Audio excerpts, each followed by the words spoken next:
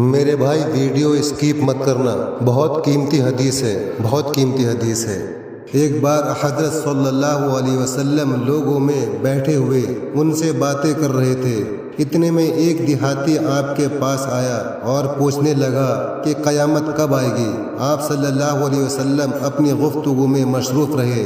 بعض لوگ جو مجلس میں تھے کہنے لگے آپ صلی اللہ علیہ وسلم نے دیہاتی کی بات سنی لیکن پسند نہیں کی، اور بعض کہنے لگے کہ نہیں بلکہ آپ نے اس کی بات سنی ہی نہیں۔ جب آپ اپنی باتیں پوری کر چکے تو میں سمجھتا ہوں کہ آپ صلی اللہ علیہ وسلم نے یوں فرمایا، وہ قیامت کے بارے میں پوچھنے والا کہاں گیا؟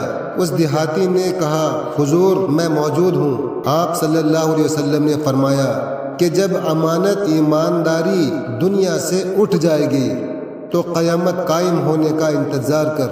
اس نے کہا، ایمانداری اٹھنے کا کیا مطلب ہے؟ آپ صلی اللہ علیہ وسلم نے فرمایا کہ جب حکومت کے کاروبار نالائق لوگوں کے سونپ دیے جائیں تو قیامت کا انتظار کر۔ بھائی ویڈیو کو لائک اور شیئر ضرور کریں تاکہ ہم سب کی یہ بات سمجھ میں آ جائے۔ السلام علیکم۔